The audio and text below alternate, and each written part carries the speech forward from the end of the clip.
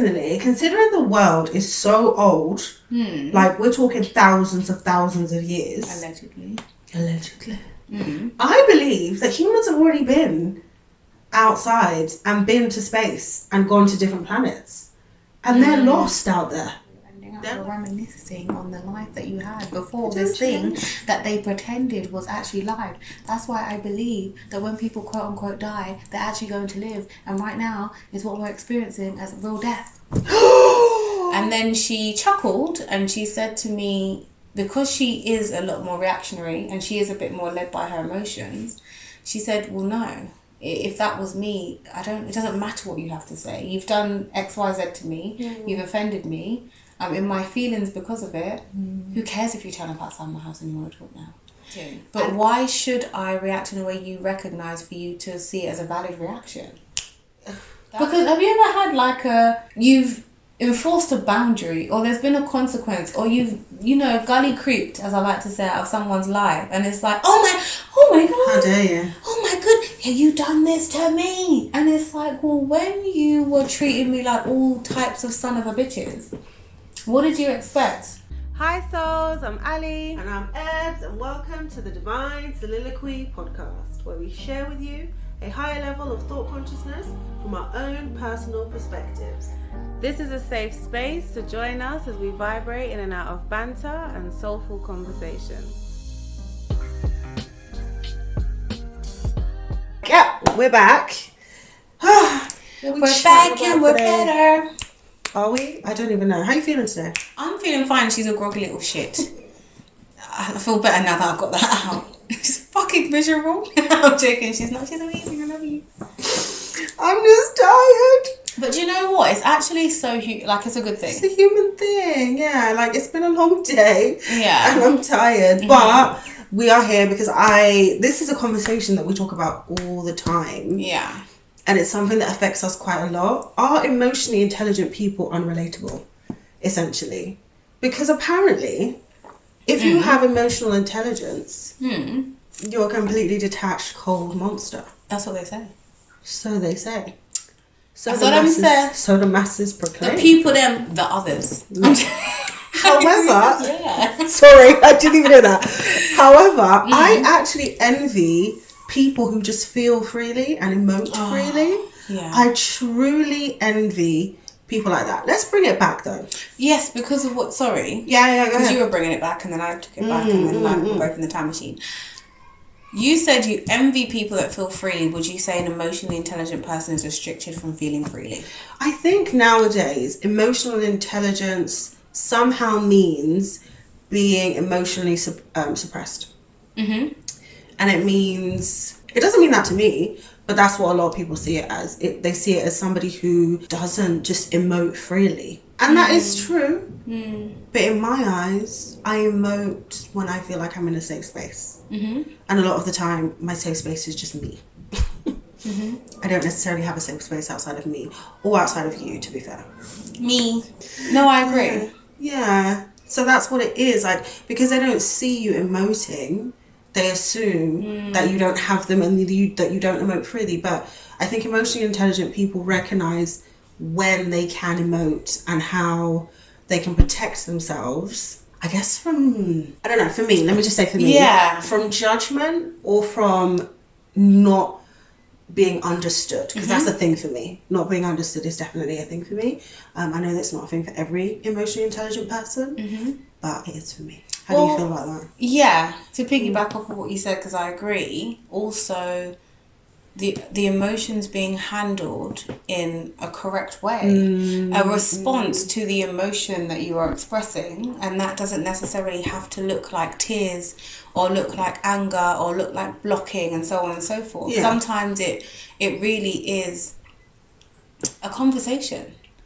Sometimes you're emotionally, as you said, emotionally intelligent enough to say, in this moment, how productive are my outward emotions going to be? Yeah. How productive are my emotions? How relevant are my emotions to what we're even speaking about? But intellectualizing your emotions, is that helpful at all? It can be for the other party, but in my experience, it hasn't always necessarily been beneficial to me. But I can say for the other party, it gives them even more room to feel safe to emote. It gives them room to feel understood, and it gives us then room to find a resolve. But if I'm not feeling like I can fully be transparent and vulnerable in that moment, is the resolve even... It's for them. It's not for you. I was waiting for you to get to that point. It's for them. It's not going to be for you, because I think for emotionally intelligent people, you're constantly making safe spaces for everybody else, and not yourself. Well, you are making safe space for yourself, but people are not reciprocating that for you. Yeah, that's what it is. It's not reciprocal. It's basically, it feels very one-sided. Yes, and also because you are then emotionally intelligent, people feel like you don't need the support, which is what we discussed in the previous episode. Whereas if you are somebody... Can I jump in on that? What I've heard in my young years, people feel like they don't know how to support you because they recognise emotion to be one way, usually with tears or just shouting, screaming. Yeah, I get that. But then ask. Yeah, people somebody really wanted to support you, they would say, how could I support you in this? But they don't even know that they need to support you in that moment. Because I hear a lot personally, my experiences of you seemed fine or you have it together. Even when I do express that I don't have anything together, I've noticed that, and I can say that emotionally intelligent people, if I just go by conversations you and I have had with your own personal experiences, we don't always get the follow-up. No. So even if we are supported in that moment, in that conversation, very rarely do you get, how are you feeling today? Or in 3 days' time, like, how are you feeling? And a lot of the time when you share something, or when I share certain things, they're not things that I can have in this moment. So I joked with Ebz at the beginning of the podcast, and I said, oh, she's feeling a bit groggy today. That's groggy. That's just like, nah, we all have those moments. But if you shared something with me that was a situation that couldn't be resolved in the now, to not follow up, personally, it's very insulting, and it doesn't make me feel like I can... I don't want to open up. There's no point. I think the reason emotionally intelligent people are unrelatable is because they are quite selfless. And I think... I'm just going to... I'm not even going to sugarcoat that. That's the crux of it. Because when you're selfless, you can look at all sides of the coin. However, when you're emotionally selfish, it's very hard to see anything else or feel anything else besides your own emotions. However, question, do you then feel like your natural reactive emotions, you don't necessarily recognize them? Because I can say for myself, I don't recognize them anymore. I recognize them, but not when I'm being reactionary. So I recognise how they're not necessarily benefiting me after the fact, but not long after the fact either. Okay, give me an example. So, as usual, it's so easy in like relationships. Well, of all forms, not necessarily love. Sorry, romantic, not love. I might be having a conversation and that individual says something to offend me, and I might shut down. I don't feel like I'm shutting down in that moment, but I'm starting to slowly withdraw my energy. Is that a natural reaction? It's a natural reaction. Okay. Because you say something to... Not when you offend me, I can say... It depends who the person is. Everything depends, it depends. Yeah. But I can withdraw my energy. I start to just slowly go into a bit of a shell. Especially for my character, if that person is... bigger with their reactions, if they're crying, if they're shouting, if they're swearing, if they're screaming, I will then say it's not beneficial for me to also meet you where you're at. So I am seemingly either not reacting, or my reactions are a lot smaller than that individual's. In that moment, that's not what I'm thinking. It's just natural. But I do analyse things regularly when they do happen, so I can say, when I'm no longer in that space or speaking with that individual, I can quickly identify, well, that is how you handled the situation. It's not something that is completely blind to me at all, is what I'm trying to say. And this is something that a friend of mine said to me just recently. It sounds like a lot of intellectualizing your feelings. You said a lot there, and a lot of it was because I think this, and because it's not beneficial for that, and A feeling is just a feeling. It shouldn't necessarily have to be dependent on who's doing what at that time.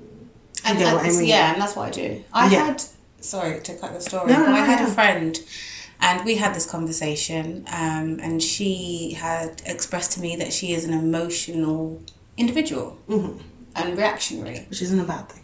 Yeah, no, it's fantastic. And I am a bit more on the, as you said, I intellectualize my feelings. I'm a very logical individual.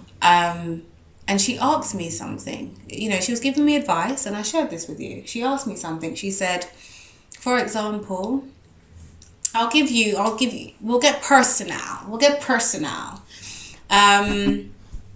She said, if you're not speaking to someone, because this was a situation that I wasn't having a conversation with this individual. I wasn't communicating with this individual. She said, if you're not speaking, what would be the deciding factor to speak again? What would that person have to do? Okay. And, you know, you're just like, I don't know. Again, very logical. I have to think about it because I'm not led by my emotions. Okay. So then she said, okay, so if said individual just turned up at your house and said, I need to talk. My first answer, just straight off the bat, without thinking, was, well, it depends what they had to say.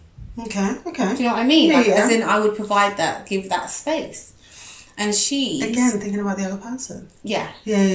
But then in my mind, I didn't pattern it like that. I didn't pattern it like that in my mind. In my mind, I said, "What are you? Because that's a bigger conversation. Yeah. Anyway, I said to her. Yeah. I said what I said to her, and then she chuckled and she said to me, because she is a lot more reactionary and she is a bit more led by her emotions. She said, "Well, no. If that was me, it doesn't matter what you have to say. You've done X, Y, Z to me. You've offended me. I'm in my feelings because of it. Who cares if you turn up outside my house and you want to talk now?" And in that moment, I was like, because I completely understood where she was coming from. Because she's right. If I'm so offended by what you've done, why would I then allow you the space to continue to even... That's what I mean by not being led by my emotions. Yeah. Do you understand what I mean? Yeah. Because my brain didn't go there. My brain went to, we could find a resolve based on how the conversation went. But someone that literally responds in emotion and is that reactionary and is led by their emotions, they're still going to be sitting in that feeling that you left them in. Yeah. And that's disrespect or whatever. And I wanna say to all of that, I don't think there's any right and wrong way to handle your emotions, in my personal opinion. I think whatever resonates with you and your environment is the best way to handle your emotions. Yeah. Whichever way you see fit. Because we're all out here just trying to fucking exist at the end of the day. So whatever you need to do in order to feel safe in your emotions, you can go ahead and do that. But it's interesting because, again, it came back to the whole putting that person first. The person has to say something in order for me to then react, as opposed to, obviously, like you said, no, this is just how I feel, and this is how I'm going to continue to feel until it goes away. But I don't hold on to things like that. You're literally outside my yard, embarrassing me. I know, and to be do you know what I mean? To be fair, yeah. Do you know what I mean? Big stand up people's houses. Not. But it's true. But then again, allowing the emotion to go through, it's almost as if to say you're waiting for somebody to give you the okay to be reactionary. There has to be a reason, a good enough logical reason for you to be reactionary, and I think that's a problem. No, because I already have... Friend, girl, sweeties, souls, I have more than enough reason to react. It's just not it's not in my character to react in ways that other people see a reaction. I do react. I react in my own way. I react because you are now behind a wall, aka you don't have the same level of access to me. I react because you are going to have to build that trust in order to reach the parts of my core that you accessed before. I react because I'm not necessarily going... It's usually access. Okay. It doesn't matter how I put it, it will be in a form of access. The access that you have to me. But no, I don't typically react in the ways in which I love. because that's innate. That's just who I am as a person. I don't shout and scream and necessarily cry and do all of those things, but I am reacting. I'm just not reacting the way that people recognise. 100%. And I think that is what people don't necessarily understand. And relate to, yeah. And relate to. Yeah. But I am reacting. But why should I react in a way you recognise for you to see it as a valid reaction? That's what's annoying. I can't... Essentially, you're saying to me... Until I see you screaming and shouting, your feelings don't matter. Yeah. Because I am very communicative. And I know that you're very communicative. I will tell you exactly what I need. If I have a problem and so on and so forth. Yeah. Because I'm not telling you in a way where you feel like it's dire or it's an issue that is going to, result to us severing ties. Yeah. You're just saying it like, oh, yeah, I hear you. Okay, hear me. But one day, baby, you won't see me. Right? Do you get it? Do you need a moment? You need a Jesus moment. Because you will not see me. If you've... Okay, so say like... You need to gather all your chakras. Yeah. I'm going to give an example of like, say my mum. If I'm calm, talking. Mm-hmm. My mum's a very high emotional person. Love you, mum. But she is, and she knows that. And so, she will tend to get very like flustered or very like upset. And I'm the one being like, calm down, it's okay, If I then, after so many conversations of maybe necessarily expressing how I feel, randomly just stop talking in general, it will be like, well, what happened? Like, not necessarily she'll say that, but it will be kind of a like, well, I don't understand. Like, because I've already said how I feel multiple times, but because, like you said, the reaction doesn't look like, or the emotion doesn't look like your emotion, you didn't recognize that as me actually genuinely being upset. And that's not fair. And it's very dismissive. Which is then why emotionally intelligent people tend to only really emote in their safe space and their small safe spaces, i.e. yourself and whoever you find a safe space in. And so it doesn't bode well for other people trying to see, quote unquote, that person's emotion when everybody else around them is always like, yeah, but you're not shouting and you're not crying and you're not doing all of this. So you're good, man. You're strong. You're resilient. You're okay. You can just get up and go. I've had somebody that doesn't know me that well literally say to me, oh, I wish I was like you just get up and just do things and everything's great and gravy. She was talking about me moving country. I've moved country more, like... I've moved country multiple times. I'm Ebony and I'm New Murdoch. I'm joking. Yes, you have to. I know. We both moved country a couple of times. And the conversation essentially was, I wish I could just get up and go like you. You make it look so easy and you can just do it easily. But in her mind, that was a compliment. In her mind, that was a compliment. But if you knew how hard it was to get up and leave everything you know and move across the world and start over again. You put money on my cash app and say, well, going for you. You're good. Do you understand? Like, it's not that easy. But because people don't, unless they see it, and it's a lot of, like that journey of success as well. People only see the highs of the success. They don't see the person working hard and grinding. Unless you physically see it, apparently it doesn't exist. And that is so dismissive. And that's why a lot of people find emotionally intelligent people unrelatable. Because I didn't see you struggle. So boom, that's what it is. I didn't see you struggle. So what are you talking about? Like, you're fine. So essentially what we're saying in a roundabout way is unless people can see with the naked eye. Yes. Or feel. No, because I don't think that, in my experience and from the conversations you and I have had, I don't think we detach emotionally when we articulate how we feel. I know that as two women, and I will say this about us, that have so much soul and such a strong energy, when we speak, there's a feeling attached to it. Yeah. So they have to see it. Okay. Do you understand what I mean? I agree. So that means, or, to go with your point, they can only feel when they see. Okay? Yes. They have to see to feel. Yes. They have to see to feel. Sorry, I was in my head. No, there. yeah, that's me. You know, my thinking. That's always gets on to me. My thinking face is like I'm not. She's like, not it's here. like a resting She's not bitch here. face, isn't it? No, But you're just away with the fairies. That's what it looks like. Since I was a child, you'll see my baby pictures. I'm I'm here. I'm just listening intently. Yeah. Yeah, they have to see to feel, and that's essentially what we're saying. We Yeah. we do live in a society where people have to see to feel, to see to nurse, to see to comfort, to see to react. They have to see, and if they don't see, They can't relate. yeah, That's a lot of the time why emotional music is so good, because you're feeling all of those things. And I love emotional music, don't get me wrong, but sometimes I can't do it all the time because it's a lot of feeling. But that is why people are drawn to that. The heartbreak music is a big business because people can feel that. If they can't feel anything in the music, they don't want it. There's nothing wrong with that at all, but that doesn't necessarily mean like technical music, like instrumental music that's not necessarily tied with emotion, but can trigger an emotion. Because you know, like sometimes you can get instrumentals that just make you feel. There's no words. Yeah. But the way they've orchestrated all the music instruments together, you're just like, oh. So would you say takes you to a then place. that, because I just said about seeing to feel, some of that, the music that you're describing doesn't necessarily have, you know, music videos. So would you say that then certain individuals can just feel by listening, but when they don't, when it doesn't require a response, it's easier to digest it and feel it? No, because with music, with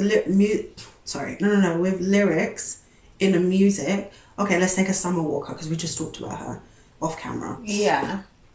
She's emoting through her music. She's like, you cheating us and da-da-da-da-da. She's not saying it in that way. That's not how Summer Walker speaks, but she's in that roundabout way. No, but you said instrumentals. No, that's what I'm saying. Yeah. In the instrumental, a lot of people who are natural, who are people who can only see to feel, can't relate to instrumental music. Oh, that's I thought what you I'm were saying. saying that they can. No, they can't. That's why they can't. Because that's what I was going to say. Maybe it's because it doesn't require a response. No, yeah. Well, yes and no, because I hear. Do you know what I mean? Yeah, I hear what you mean. If they can, we're assuming they can't. If they can, it's because you don't have to respond to it. But then if you don't have to respond to it when you're listening to the instrumental, again, it brings it back to you only being able to feel your own emotions. You have to be a lot of people only know something if it's relatable, and only believe something to be true if it's relatable. Yeah. And that is for a lot of things, not just emotion. If somebody, I've had so many conversations with people where I've been telling them about an experience that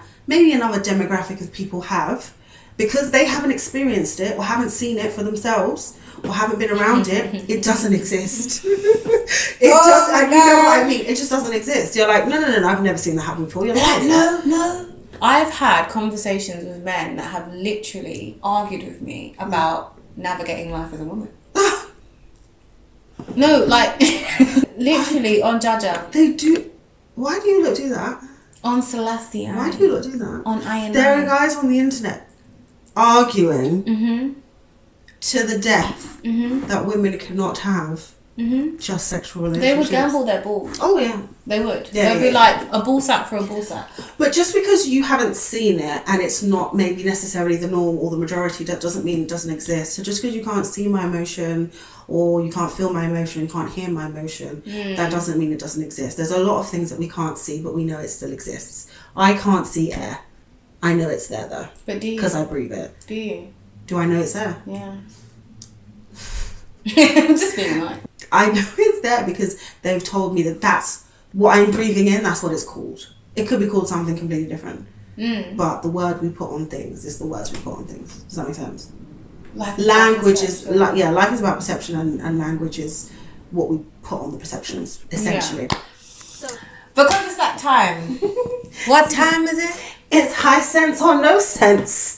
Doesn't make sense. We don't know. But It don't make no sense. It don't make no sense. What is sense? This is a segment where we find out whether we like to chat shit or if the things actually make sense. I chat shit professionally. I do too sometimes. If there was like a massive paycheck for just doing up chatting shit, I'd be a millionaire.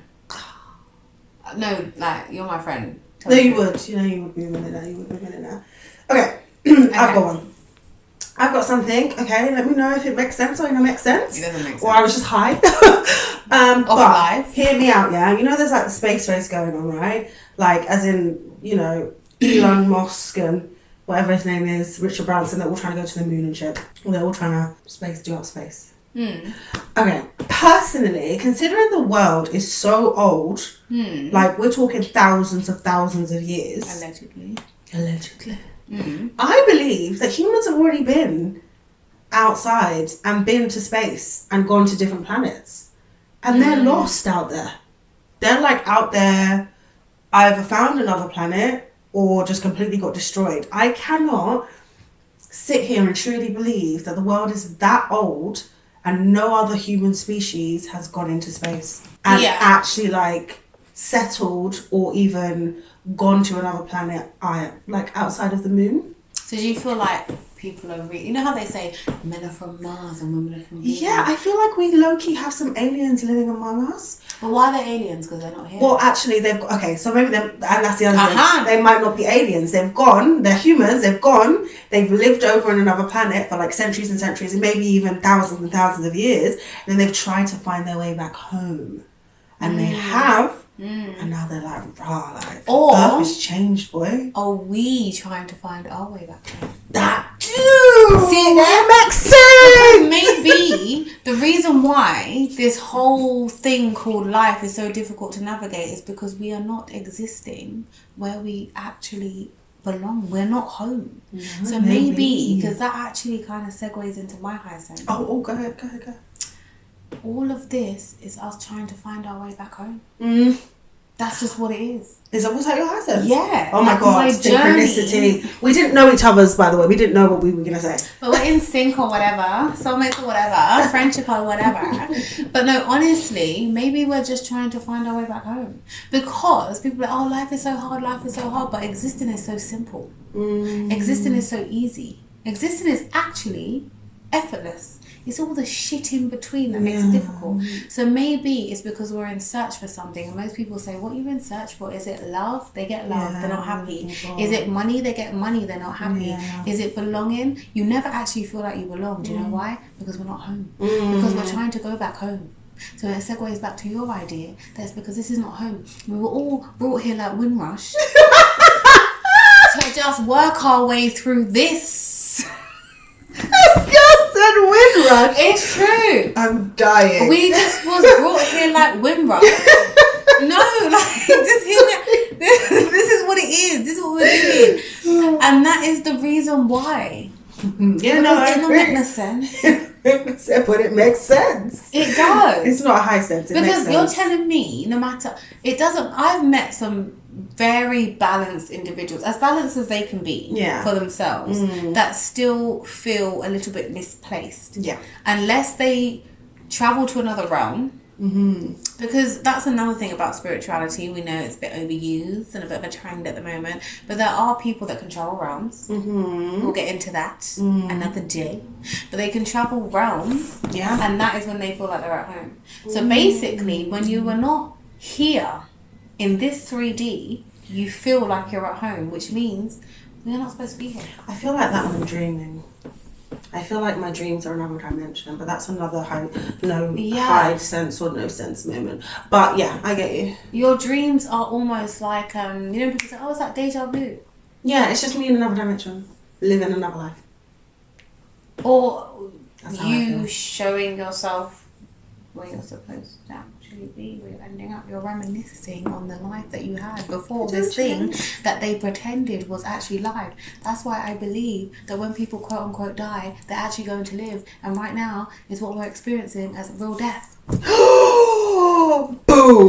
I'm not calling you nothing Ali for nothing. No everything. Don't go like that. Girl, that is true. Stop trying to make fetch happen. It's not gonna happen. It happened to Mean Girls. It happened for real. So, question then: are there certain expectations for people who are emotionally intelligent? Yeah. Yes. Yes. The expectation a lot of the time is that you should act in a way in which the party that expects you to act is incapable of acting themselves. For example, that was so judgy. But for example, like, if they are barking and screaming and foaming at the mouth, you should be able to take it on the chin. You should be able to continue to allow them that space for them to outwardly emote until they've gotten off their chest. Yeah. The expectation is for you to find the resolve. Yeah. The expectation is for you to not feel insulted or upset or anything by the way in which they've treated you. The expectation is for you to move on. Let me say it. Move on. No, it's true. No, it's the true, expectation is for them to be able to say whatever. Yeah. And for you to be able to just go, oh, okay. And then ask them how they feel. Not say how you feel. And everybody move on. I really wanted to break down what moving on looked like. It didn't look like your emotions. It didn't look like you necessarily inserting your emotions here. It looked like providing a safe space. The expectation is for also you to not have a boundary. You to not have a consequence for that individual. Basically, the expectation is for you to not be human for as long as they want to emote, but be human enough for them to feel like you are also vibrating where they're vibrating, so they don't feel like you think you are pretentious and superior. I say that last bit, Okay, can I beat my chest? No, I need you to say that last No, the expectation is for you to not be human, but for you to be human enough for them to feel like you are not pretentious and superior. It's literally a mountain. They expect you to be a dickhead. essentially, mark on your forehead, literally. Yeah. It's because have you ever had you've enforced a boundary, or there's been a consequence, or you've gully creeped, as I like to say, out of someone's life, and it's like, oh my god, how dare you? Oh my god, have you done this to me? And it's like, well, when you were treating me like all types of son of a bitches, what did you expect? And then, usually, in my experience, I'll speak for myself, it's like, but you didn't say, or I didn't know you were getting to the end of your tether. I did say. You just I didn't did see say, it. and you didn't know I was getting to the end of my tether because you were looking for the end of yours. Girl. But is that not a fact? Girl. Is that not a fact? Girl. Is that not a fact? Is that a bar? Not a fact. No, it's true. It's true. What the end of your tether looks like is not what the end of my tether looks like. So essentially, okay, I'm going to take it a little bit back just really quickly before we go out. Do you think for emotionally intelligent people, I think a lot of them, and I'll just speak for the both of us, the beginning stages of our life have definitely curated how we maneuver our emotional intelligence. Do you agree? Yeah. 100%. I think a lot of people who are emotionally intelligent have had to show up in some way, shape or form in that way in a very early stage of their life. We spoke about this in season 1 about being an empath, and that when you're taking on so much energy from other sources, other people, other situations, you're an empath from pretty much from birth. Literally. So what you learn growing up, especially if you have emotional parents, you will already form that type of emotional intelligence just based on the fact that you've been conditioned from birth to believe that your emotions are secondary. Say that again for the people at the back. You're conditioned from birth to accept that your emotions are secondary. Like school. As an I'm sorry. I get like this. As an empath. Yeah. So if you're also an empath and emotionally intelligent, that is a lot of just taking on other people's shit for the sake of not. Just you can't be bothered. You're exhausted by that point because you've already taken on all of their energy and it's so strong because they're so big with their emotions, and then you're trying to logicize and intellectualize everything. So by that point, I don't recognize my reactions, my natural reactions. That's why I asked you. I don't recognize them anymore. I genuinely, as in the moment. In the moment, I genuinely either have to be high or drunk to truly know what an actual reaction, emotional reaction for me looks like. See, that's how suppressed it is. You know how you talk about me like spacing out when I'm listening? Yeah. When I'm high, if I was ever high, if I had ever been high in my life, I could imagine. We're grown, you know. I don't know what you're talking about. If I'd been high before, I could imagine I would be even more spaced out. Like, there is no reaction. It takes a lot. And people have tried Ebz. Ebz has been like, we'll get personal again. People really What do they try to do to me all the time? They really try to get a reaction out of They love trying to get a reaction out of me. They've done everything except for sell their genitalia to get a reaction out of me. And it's like, baby, I'm not, no. Yeah. It's not going to work. You're literally trying to take me out of my innate state, or going by what you just said, a learned, conditioned, innate state. What? Bro, what are you talking about, man? And it's not going to work. Yeah. So based on the conversation that we've just had, it sounds very quote unquote hard done by. Like, we get the short end of the stick. So based on that emotion, what would your numeracy necessarily be? Not based How on... important is emotional intelligence to you and the other person? Yeah, navigating through life with your loved ones. So family member, lover, whatever. It's very important. I give it like an 8 or a 9. However, I would like to redefine emotional intelligence for myself, because I've realised, like I said before, that it's a lot to do with me taking on other people's energy and basing my reaction on their energy and on their emotions. And I would like to realign my emotional intelligence to mean feel my feelings first, react, and then address everything else after. No matter what that looks like. Only in relationships, though. And on that note, if we want a part 2, we might have to do a part 2. Because we only scratched the surface with this one. There's part 3 million. No, let us just let us know.